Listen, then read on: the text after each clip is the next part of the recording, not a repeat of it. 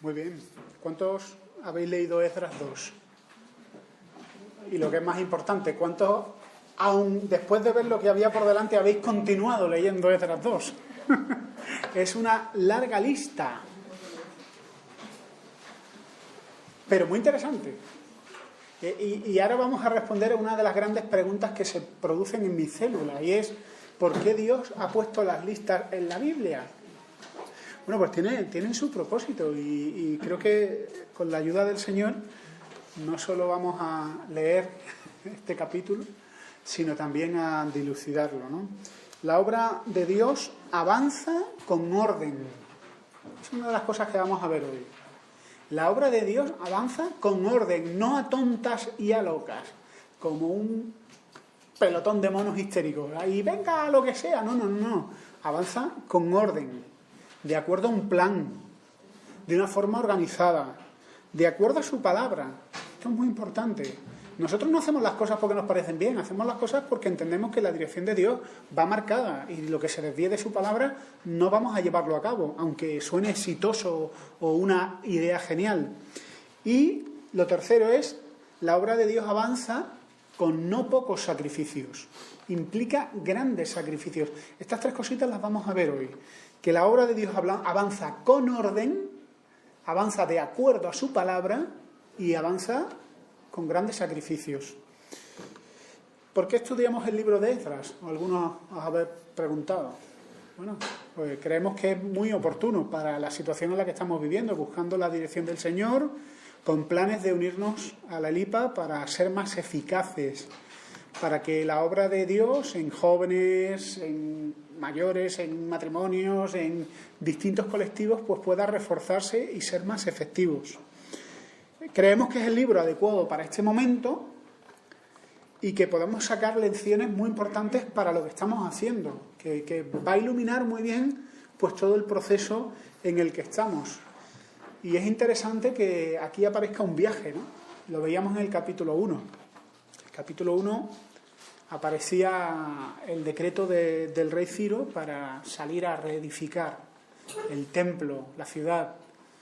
Y la obra de Dios implica a veces viajar. Viajar tiene un significado interesante porque implica dejar nuestra zona de confort. Nuestra zona de confort es más allá que el sofá o que la cama. Implica un entorno en el que nos sentimos seguros y donde no hay amenazas. Lo tenemos más o menos controlado. Y Dios nos pide que salgamos de la zona de confort, de la zona de seguridad, de la zona donde estamos ricamente instalados, como Abraham, que también fue llamado por Dios. Y a nosotros nos llama, sal de Hortaleza y de los hortalecitas y vete a Suances, a la tierra, bueno, a donde el Señor quiera, ¿no? Creemos que Suances, Dios dirá, ¿no? Pero Dios nos llama a salir de nuestra zona de seguridad y a llevar a cabo y avanzar en su obra. Estamos muy a gusto aquí, estamos muy felices. Yo me siento muy, muy feliz. Pero el Señor nos mueve. Y si no nos mueve por las buenas, nos hará como la iglesia en Jerusalén. Usará otras situaciones para desplazarnos, ¿no? Entonces, bueno, en el capítulo anterior vimos que la palabra de Dios se cumple de acuerdo a una profecía de Jeremías que decía que después de 70 años aquellos deportados volverían a su tierra. En el capítulo anterior vimos que Dios despierta a las personas para llevar a cabo su obra, que la obra de Dios avanza a pesar de las dificultades, y también vimos que la voluntad de Dios es imparable. Esto es cierto, ningún ser humano puede frustrar la voluntad de Dios. Lo que Dios se propone, lo cumple. Esto es así, es Dios. Es una locomotora, imparable, no hay nada que se pueda poner en medio. La voluntad de Dios se lleva a cabo. Bueno, pues vamos a continuar, vamos a abrir nuestras Biblias en el capítulo 2 de Esdras. Respiramos hondo y damos lectura. Dice: estos son los hijos de la provincia que subieron del cautiverio, de aquellos que Nabucodonosor, rey de Babilonia, había llevado cautivos a Babilonia y que volvieron a Jerusalén y a Judá, cada uno a su ciudad, los cuales vinieron con Zorobabel, Jesúa, Nehemías, Seraías, Relaías, Mardoqueo, Bilsán, Mispar, Bigbai, Reúm y Baana. Una paradita. Mirad, es muy interesante, ¿no? ¿Quién deportó a los judíos? Nabucodonosor. Bueno, al reino del sur. Nabucodonosor. Los había llevado cautivos a Babilonia.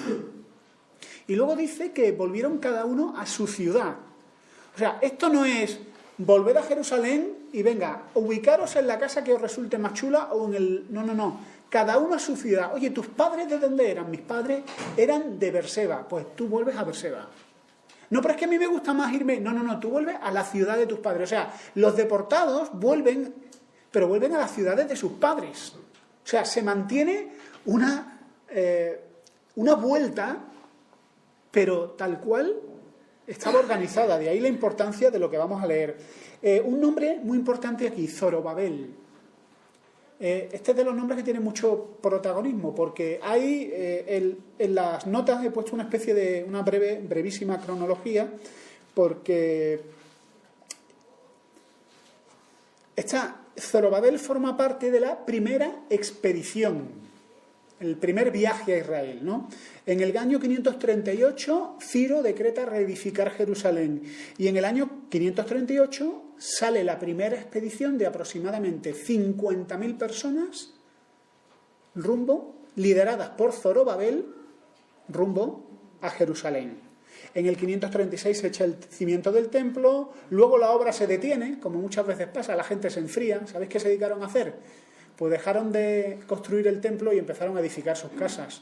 Y algunos dicen, bueno, pues ya que estás puesto voy a ampliar la casa. Y ya que estás puesto, y cuando te das cuenta, estás tan pendiente de tu casa que te olvidas de la obra de Dios. Así que Dios manda a los profetas Ageo y Zacarías y mueve al rey Darío para dar un decreto para reanudar la obra del templo. Se termina la obra del templo en el 516 y en el 479, alguien que os sonará, Esther, es coronada reina.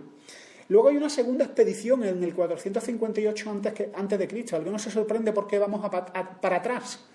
Pues vamos para atrás porque estamos antes de Cristo, evidentemente. Y es la segunda expedición. Luego Nehemías, en el 444, llega a Jerusalén, se terminan los muros de Jerusalén y hay una tercera expedición. Hay una expedición con segundo viaje de Nehemías a Jerusalén. Bueno, sigamos con nuestro texto. Zorobabel, muy importante, gobernador, líder de la primera expedición.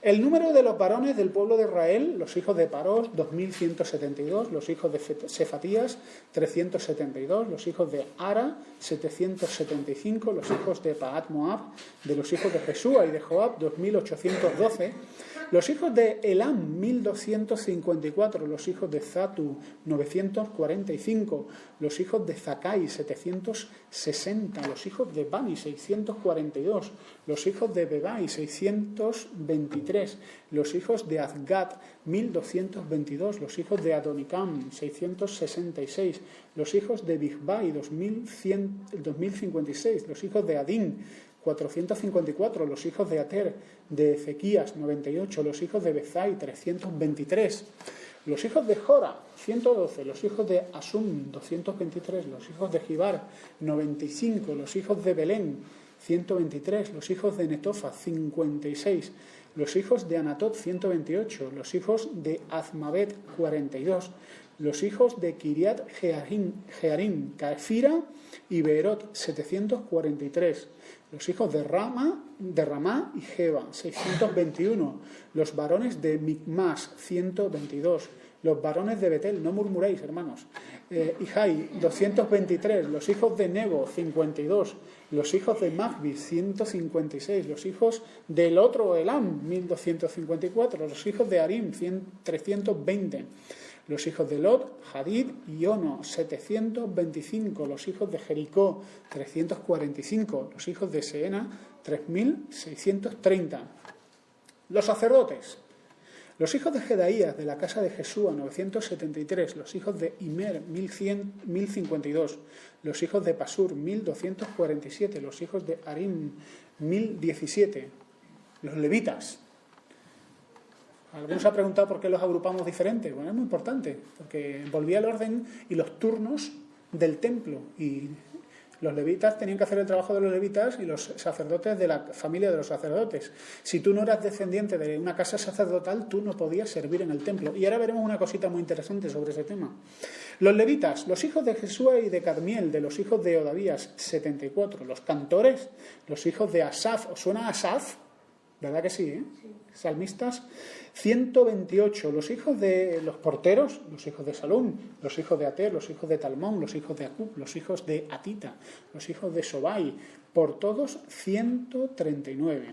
Los sirvientes del templo, los hijos de Cía, los hijos de Asufa, los hijos de Tabaot, los hijos de Queros, los hijos de Siaja, los hijos de Padón, los hijos de Levana, los hijos de Agaba, los hijos de Acub, los hijos de Agab, los hijos de Salmai, los hijos de Anán, los hijos de Gidel, los hijos de Gaar, los hijos de Resaía, los hijos de Rezín, los hijos de Necoda, los hijos de Gazam, los hijos de Uza, los hijos de Pasea, los hijos de Besai, los hijos de Asena, los hijos de Meunim, los hijos de Nefusín, los hijos de Bakbuk, los hijos de Akufa, los hijos de Arur, los hijos de Bazlut, los hijos de Meida, los hijos de Arsa, los hijos de Barcos, los hijos de Sísara, los hijos de Tema, los hijos de Necía, los hijos de Atifa.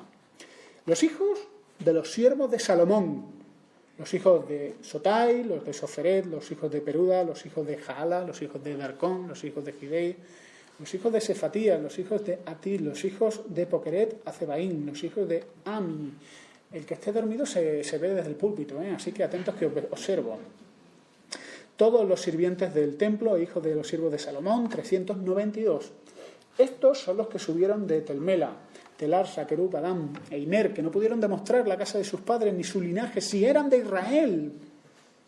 Los hijos de Delaía, los hijos de Tobías, los hijos de Necoda, 752. Y de los hijos de los sacerdotes, los hijos de Abaía, los hijos de Cos, los hijos de Barzilai, el cual tomó mujer de las hijas de Barzilai Galaadita y fue llamado por el nombre de ellas. Estos buscaron su registro de genealogías y no fue hallado y fueron excluidos del sacerdocio. Y el gobernador les dijo que no comiesen de las cosas más santas hasta que hubiese sacerdote para consultar con Urim y Tumim. Paradita. Y aquí os preguntaréis, oye, qué fuerte, ¿no? Aquí llegaron unos y dijeron, nosotros somos del sacerdocio. Y entonces les dijeron, quizás Zorobabel, bueno, vamos a mirar en las genealogías, esas que os gustan tanto. Vamos a mirar en la genealogía a ver si tú perteneces a una casa sacerdotal. Pero miraron y esta gente no aparecía en el sacerdocio. ¿Y qué hicieron? Pues los apartaron del sacerdocio. No podéis participar del sacerdocio porque es que no hemos encontrado. Entonces de ahí una de las muchas importancias de las listas, porque iban a restaurar Israel que estaba arrasada. Dice, estos buscaron, el gobernador les dijo que no comiesen de las cosas más santas hasta que hubiese sacerdote para consultar con Urim y Tumim. Toda la congregación, unida como un solo hombre, eran de 42.360, sin contar sus siervos y siervas, los cuales eran 7.337 y tenían 200 cantores y cantoras. Sus caballos eran 736, sus mulas 245, sus camellos 435, asnos 6.720. Y algunos de los jefes de las casas paternas, cuando vinieron a la casa de Jehová, que estaba en Jerusalén, hicieron ofrendas voluntarias para la casa de Dios, para reedificarla en su sitio. Según sus fuerzas, dieron al tesorero de la obra 61.000 dracmas de oro, 5.000 libras de plata y 100 túnicas sacerdotales. Y habitaron los sacerdotes, los levitas, los del pueblo, los cantores, los porteros y los sirvientes del templo en sus ciudades, y todo Israel en sus ciudades. ¿Y qué más da que vivieran en sus ciudades o que vivieran en otras? Si les apetecía la costa, algunos querían playa y otros querían... No. La obra tenía que hacerse con orden. Y eso es lo que vamos a ver, ¿no? El propósito de esta lista, asegurar la continuidad del Israel histórico. Una deportación es algo muy serio. Nabucodonosor, que era muchas cosas, pero no era un hombre delicado, se ocuparon de desmontar Israel. Es que el templo fue desguazado, saqueado, robado, los muros de la ciudad, las ciudades arrasadas. Así que lo que van a hacer ahora es una obra muy grande, que es recuperar Israel, habitar Israel, pero como estaba, cada familia en su ciudad, los levitas en las ciudades de los levitas, los sacerdotes sirviendo en el templo, pero cuidado, que fueran sacerdotes. Si no, aquellos que no estaba muy claro su pertenencia a una casa sacerdotal, pues iban a consultar con Urim y Tumim, que era el pectoral, esas piedras preciosas que había en el pectoral, y se buscaba la voluntad de Dios en aquellas cosas que no había una revelación clara. En fin, cuando fuera restaurado. La obra tenía que hacerse con orden y bien hecha, y asegurar esa continuidad. Hemos dicho que son 3 puntos los que vamos a ver hoy. La obra de Dios se lleva a cabo de forma organizada, número 1. Número 2, la obra de Dios se lleva a cabo de acuerdo a sus instrucciones. Y número 3, la obra de Dios precisa de sacrificios. Se dan 11 nombres que son los protagonistas del primer retorno. Esdras 2.2 dice, los cuales vinieron con Zorobabel, Jesúa, Nehemías, Seraías, Relaías, Mardoqueo, Bilsam, Mispar, Bigvai, Reum y Baana. En Nehemías 7.7 se da una lista de 12 nombres. O sea, Nehemías 7.7 es un libro que amplía más información de la que tenemos en Esdras, de todos los documentos que Esdras reunió. Es interesante, ¿no? Zorobabel con otros hombres se levantan y llevan a cabo la obra de Dios. Y sus nombres aquí están escritos. Qué importante es ser parte de lo que Dios está haciendo. Qué importante es ser parte de lo que Dios está haciendo. Tenían que hacerse muchas cosas. Había pasado una generación, 70 años, de acuerdo al profeta Jeremías. En una generación pasan muchas cosas. Yo recuerdo cuando era pequeñito, nos fuimos a vivir a México, Distrito Federal. A ver, no había pasado ni una generación, habían pasado 3 años y en mi barrio, en Granada, a mi hermano Jorge le llaman el Magic todavía. Porque cuando veníamos de vacaciones a España, mis hermanitos y yo hablábamos como 4 pequeños mexicanos. Teníamos acento mexicano, pero total, mexicano total, bigote arrocet, cantinflas, absolutamente mexicano. En menos de una generación nos volvimos mexicanos. En menos de una generación, aquí pasaron 70 años. Y muchos de los deportados se acordaban, no, yo me acordaba del servicio del templo, los levitas, bueno, todo aquello. Pero los hijos de esta gente, lo único que sabían de Israel seguramente era lo que sus padres le habían contado. Que Salomón edificó un templo, que aquello era una maravilla, que ahí se presentaban sacrificios por los pecados, que cada uno vivía en sus ciudades. Una cosa muy interesante. Pero tú no lo habías visto, tú lo único que conocías era Babilonia, que era, como dije el otro día, medio de broma, medio en serio, el Corte Inglés de los ídolos. Aquello era...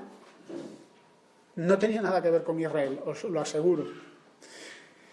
Y tenían que restaurarse todo, sacerdocio, servicio, culto, sacrificios de la mañana, sacrificios de la tarde, levitas, porteros, el canto en Israel, que era muy importante, cantores y cantoras, gente profesional que se dedicaban a la adoración en Israel. Todo eso se tenía que recuperar y luego cada uno a su ciudad. Y la única forma de hacerlo con orden es, pues, como cuando tú te organizas en tu casa. ¿Quién no tiene en la nevera de su casa, aparte de imanes de todo tipo, a cual más horroroso, una lista? Es que las listas son muy importantes. Comprar leche, pan, cereales, no sé qué, no sé cuánto, no sé qué aburrido, ¿no? Pero oye, es que sin una lista no te apañas. Bueno, pues aquí hay una lista con la que nos apañamos para hacer tareas. Y cuando en un trabajo, yo una de las primeras cosas que hago por las mañanas, yo tengo un cuaderno en mi trabajito donde apunto lo que tengo que hacer y ¿qué hago? Me hago una lista, llamar a fulanito, visitar a no sé quién, comprar a no sé cuánto.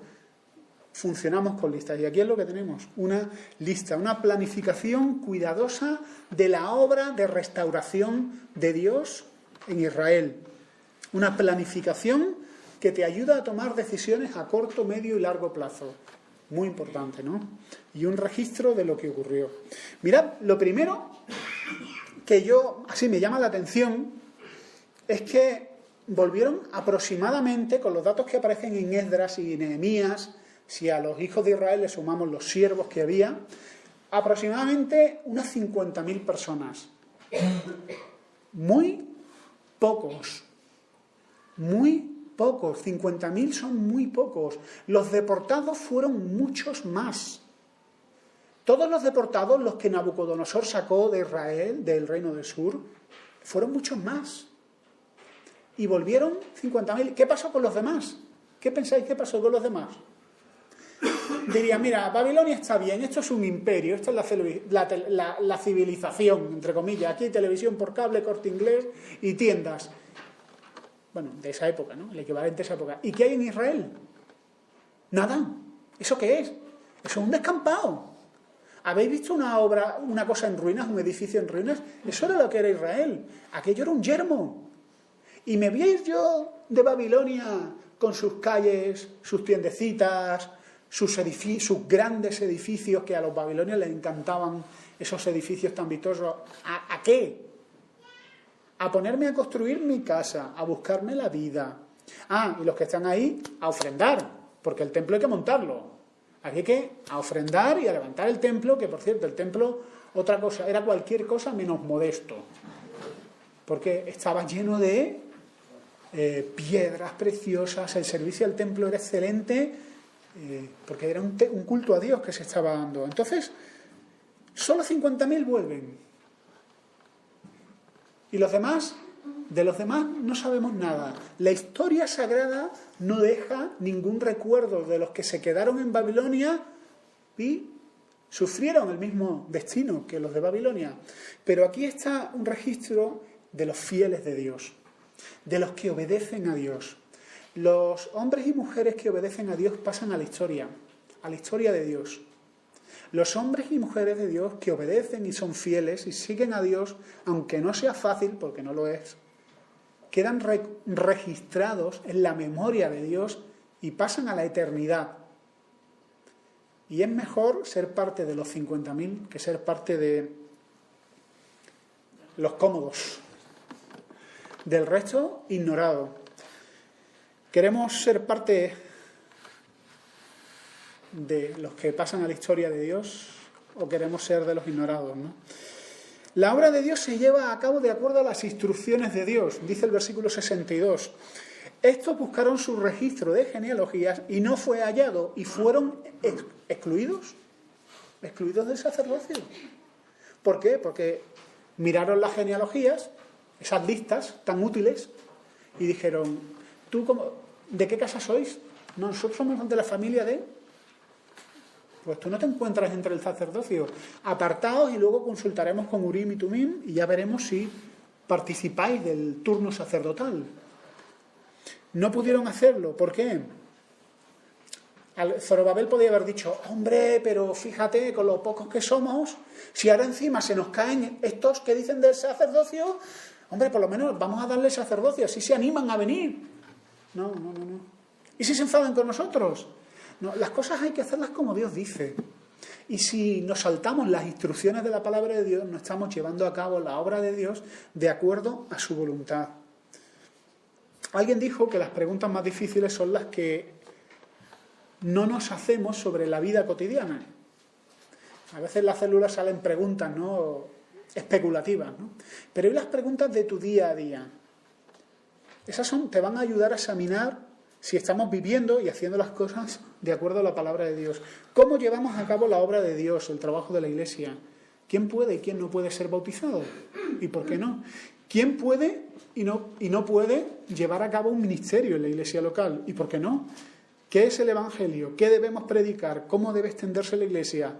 ¿Cualquier modelo de matrimonio es válido? ¿Puede un no creyente estar en el ministerio? Bueno, hay cantidad de cosas que podemos decidir de acuerdo a nuestro gusto, a la popularidad o de acuerdo a la persona, vamos a ofenderle, no vamos a ofenderle, o de acuerdo a la palabra de Dios. Aquí la cuestión no es si vamos a sufrir pérdida o no, sino si estamos siendo obedientes o no, porque la obra de Dios debe llevarse a cabo de acuerdo a su voluntad, no a nuestras preferencias. Aquello en lo que la Biblia no diga nada, porque la Biblia no es el código de derecho canónico, con todas las preguntas para todas las situaciones. No, aquello es lo que la Biblia no diga nada, tenemos libertad, pero sin perder de vista los principios de la palabra de Dios. Aquí la pregunta que nos debemos hacer es si conocemos la palabra de Dios. Si tenemos un conocimiento de la palabra de Dios, pero un conocimiento no solo teórico, sino práctico. Un conocimiento vivencial, que nos ayude no solo a saber teóricamente la palabra de Dios, sino a aplicar, a vivir. A veces se produce una separación, ¿no?, entre lo que sabemos y lo que no sabemos. A veces pensamos que usamos los versículos de la Biblia como si fueran frases de magia. Yo he escuchado discusiones de gente lanzándose versículos como si fueran puñales. La palabra de Dios no es para eso, es para vivirla y aplicarla. El hecho de que seas capaz de citar un versículo no significa que tengas razón. A lo mejor eres capaz de citar un versículo, pero con tu conducta estás negando la eficacia y la verdad de ese texto. Entonces, debemos de conocer la palabra de Dios, eso es lo primero, y dedicar tiempo a leer, a reflexionar la palabra de Dios, pero también a aplicarla en situaciones, en situaciones muy variadas. ¿Qué nos influye más? ¿Nuestros gustos, lo que hagan otras iglesias, nuestras preferencias o lo que la Biblia enseña? Y otra pregunta para reflexionar. ¿Estamos dispuestos a revisar y a corregir aquello que no se ciñe a la palabra de Dios? El cristianismo implica pensar mucho.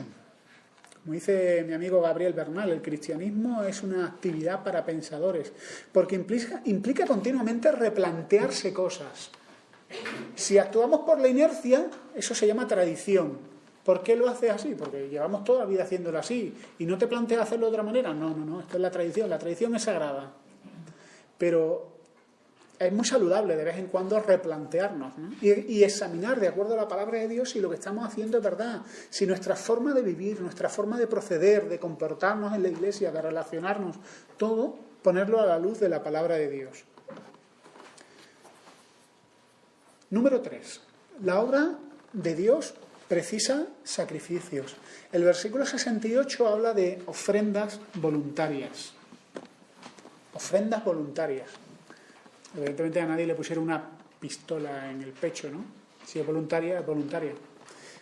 John Piper enseña que el Evangelio se ha extendido principalmente por medio del sufrimiento. Hay un vídeo que pone los pelos de punta, que está en internet, de John Piper, se llama, el título es así, entre signos de admiración, sufrirás. El título desde luego no te invita a verlo. Podría ser lo que pone en la entrada de la consulta de un dentista, ¿no? Podrían ponerlo perfectamente, sufrirás, pasa de esta puerta. ¿A quién le agrada el sufrimiento? A nadie, ¿verdad? Pero es curioso, ¿no? Cuando se estudia historia de la Iglesia, muchos movimientos de expansión del Evangelio han tenido que ver con grandes sufrimientos de la Iglesia. El primero fue la persecución en Jerusalén. Jesús muere, resucita, está 40 días con los discípulos, empieza la Iglesia en Jerusalén, además la gente es súper generosa, ahí nadie tenía necesidad porque todos compartían unos por otros, qué a gusto estamos en Jerusalén, esto es demasiado, tenían el favor del pueblo, empiezan a convertirse sacerdotes y escribas, eran populares, les iba bien, y Dios les decía, salid de Jerusalén, que esto tiene que... Y Jesús le decía, me seréis testigos en Jerusalén, etcétera, etcétera, pero ellos no salían. ¿Y qué ocurrió? Una gran persecución en Jerusalén y los creyentes se expanden. Algunos tenían reticencia, eso de hablarle el Evangelio a griegos, esta gente que tiene unas costumbres súper raras, ¿no? Y algunos empiezan a predicarle a los griegos y el sufrimiento de Jerusalén. En Inglaterra empiezan unas persecuciones gravísimas y tienen que salir barcos con puritanos buscando un mundo nuevo y donde poder practicar su fe. Un viaje largo, sufrimiento, persecución. A veces la obra de Dios implica expansión por medio del sufrimiento, implica un precio por el que pagar. Ahora voy a hacer una reflexión muy particular y muy mía. Y si queréis desecharla, con paz de espíritu la podéis desechar y somos tan amigos. La Iglesia Evangélica Española ha recibido muchísimo de iglesias de fuera. Los cristianos evangélicos españoles hemos recibido, pero una barbaridad de ayuda de fuera.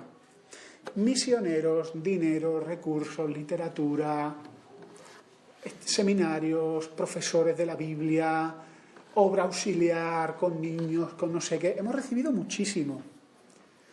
Y nos hemos acostumbrado. No sé qué pensáis.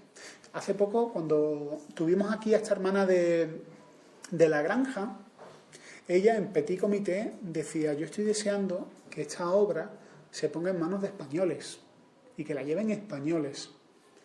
El problema es que a veces nos cuesta y pagan los americanos.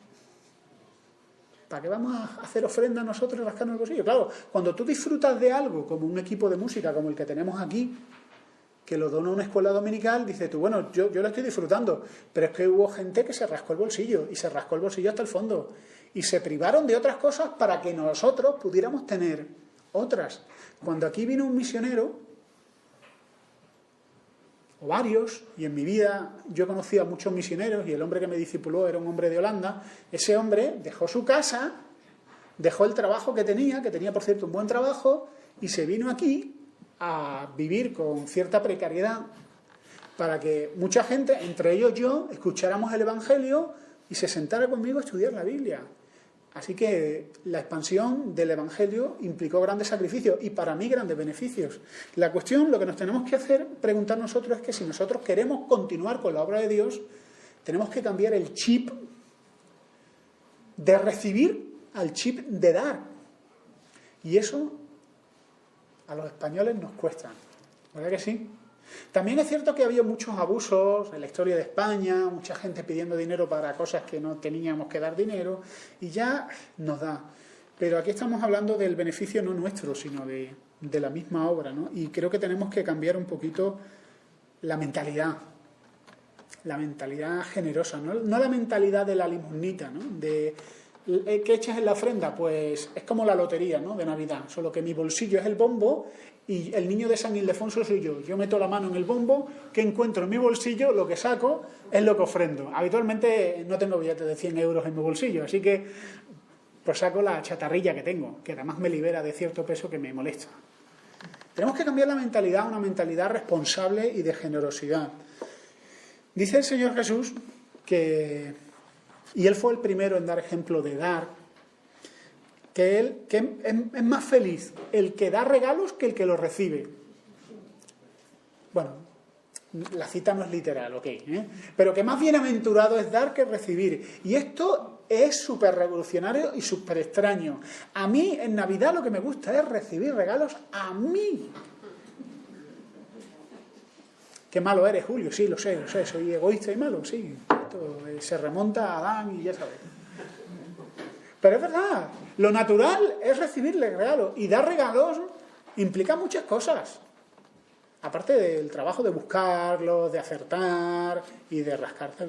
Pero Jesús dice, es más feliz, es más bendecido el que da que el que recibe. Ahora tú esto lo puedes dudar o creértelo. Si lo pones en práctica, solo si lo pones en práctica vas a experimentar la verdad de la palabra de Dios, de que es mucho más bienaventurado el que da que el que recibe. Porque Dios no es deudor de nadie y Dios va a suplir todo lo que necesitas de acuerdo a sus riquezas en gloria en Cristo Jesús. Esto es lo que dice la palabra de Dios. Así que, bueno, en esta iglesia no fiscalizamos, ¿no? ¿Cuánto has dado? Espera, voy a pesar la ofrenda, ¿no? No fiscalizamos nada. La ofrenda es secreta y es voluntaria. Por lo tanto, no estoy apelando más que a nuestra responsabilidad como hijos de Dios, ¿no? La obra de Dios implica sacrificios y asumir riesgos. Yo pienso en los 50.000 que se fueron cuando se pusieron a hacer las maletas. esa gran conversación que tenemos los matrimonios cuando nos vamos de viaje. Las mujeres más prácticas y los hombres, pues, en Belén con los pastores. O sea, no, he hecho eso, no lo eches. Y las mujeres, no, a ver, échalo, que te va a hacer falta. Luego ya reconocemos que nuestras mujeres tienen razón, ¿verdad? Ahora, tú te vas a un viaje Babilonia, Israel, eso es retirado, ¿eh? No hay autovía, la M40 no pasa por ahí. ¿Qué he hecho en la maleta? ¿Qué he hecho en la maleta? Porque tú no sabes qué te va a hacer falta.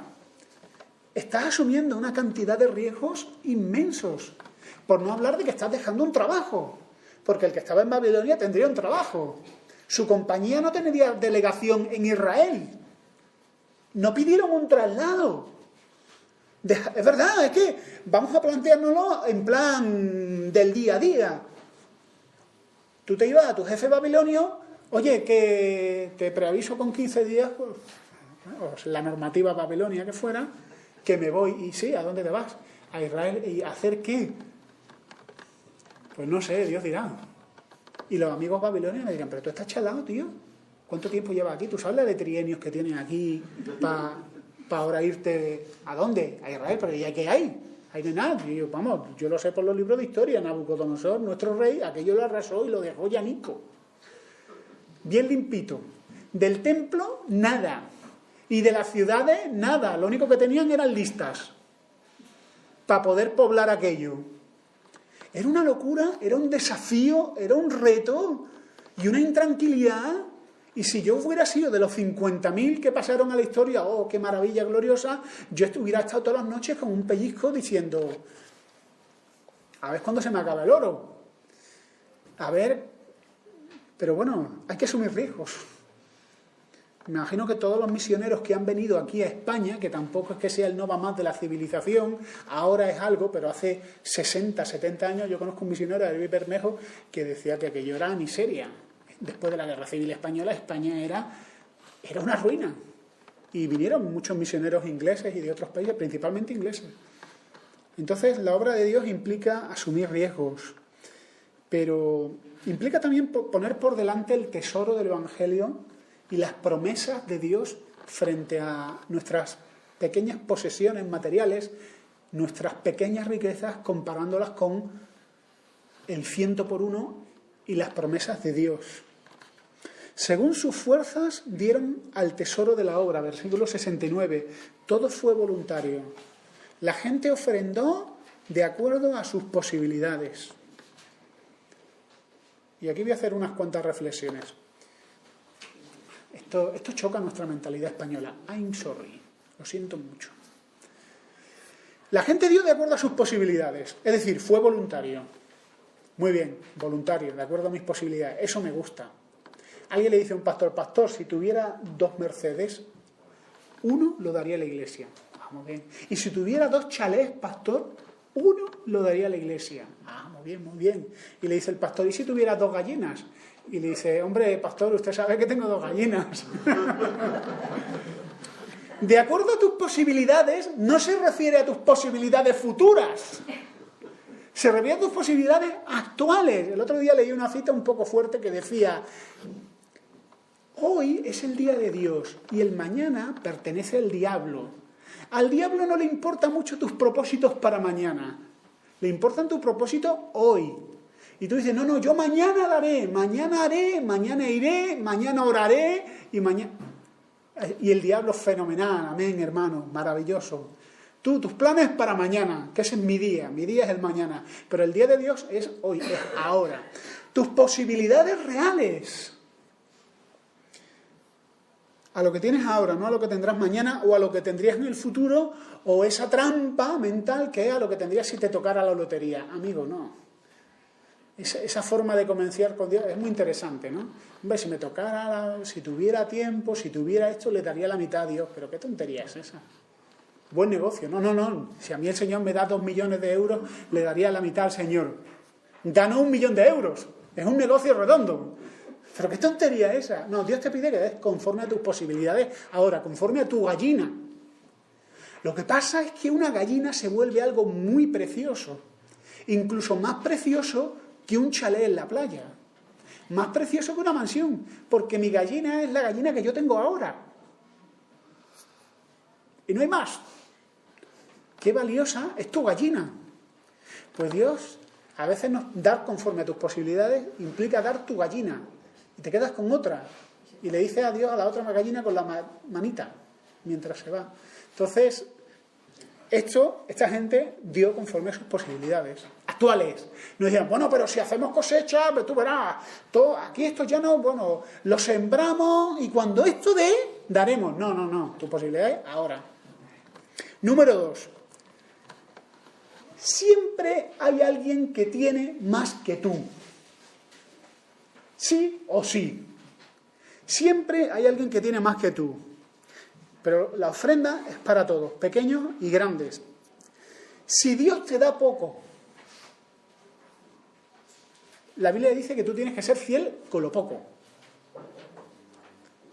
Pero tú piensas, y yo pienso, bueno, pero ¿y el otro que tiene más, que dé más? Vale, pero ¿y tú?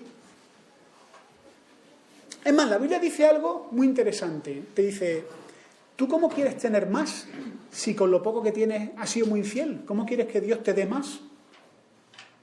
Y lo que yo veo en la Biblia y lo que he visto en la práctica es que aquellos que son fieles con lo poco, cuando Dios les da más, luego son fieles. También, porque fueron fieles con lo poco, con lo mucho siguen siendo fieles. Algunos de nosotros decimos, bueno, Dios, tú dame mucho, que entonces seré generoso. Y Dios te dice, no, la gallina. No, pero si tú me dieras mucho, yo entonces sí sería fiel. Pero ¿cómo voy a ser fiel con lo poco si estoy aquí ajustadito en mi economía? Y Dios te dice que si no eres fiel en lo poco, cuando te dé millones, vas a ser peor. Peor. Pero si ahora eres, pues luego vas a ser peor. Entonces, el que es poco, es que el que es infiel en lo poco, en lo mucho también será fiel. Y Dios nos pide que seamos fieles. Con lo poco o lo mucho. Evidentemente, el que tiene poco no va a poder ofrendar como el que tiene mucho. Eso es de cajón. Pero Dios te dice, mira, había una mujer que tenía nada más que una monedita ahí y dio la monedita. Entonces puede decir, no, que de los ricachones, que estos son... No. Ella dio de acuerdo a sus posibilidades y sin ningún tipo de vergüenza. Algunas preguntas de reflexión. A la hora de ofrendar, ¿eres un improvisador o un planificador? Estas palabras están cuidadosamente escogidas. ¿Eres un improvisador? Improvisador es el bombo de la lotería del niño. Meter la mano en el bombo, a ver qué hay y saca. O un planificador, alguien que se sienta con su esposa, con su familia o delante del Señor y dice, a ver, ¿esperas al último momento para presentar tu ofrenda a Dios o es una decisión pensada y preparada de antemano? Cuando surge una necesidad, ¿te quedas quietecico así, como el que esperaba que no lo sacaran en clase de matemáticas, ahí calladico, a ver si sale alguien más y soluciona la papeleta? ¿O das tú el paso adelante? ¿Eres de los 50.000 o de los incontables que se quedaron quietos? ¿Te incomoda que se hablen de las necesidades de la obra? ¿Te incomoda este tipo de predicación, quizás? ¿O prefieres conocer las necesidades de la obra para ver cómo puede ser de ayuda?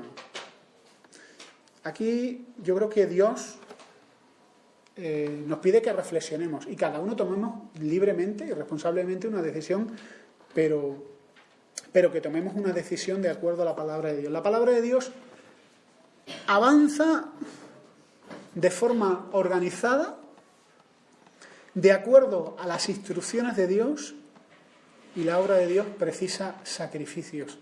Pero qué gran bendición es ser parte de la obra de Dios. A veces miramos con admiración a los misioneros, ¿verdad? Yo siempre he escuchado una predicación, una ilustración, que yo no sé si forma parte de las leyendas urbanas evangélicas, porque la he escuchado de don David Gooding, un hombre de las asambleas de hermanos muy reconocido, pero también lo he escuchado de otro hombre que estuvo por Galicia en las asambleas de hermanos, ¿no? Y que después de una predicación se le acercó una señora y le dijo, hermano, qué predicación, qué vida lleva usted tan ejemplar, de verdad, es que lo admiro, mire, yo daría lo que fuera por ser como usted.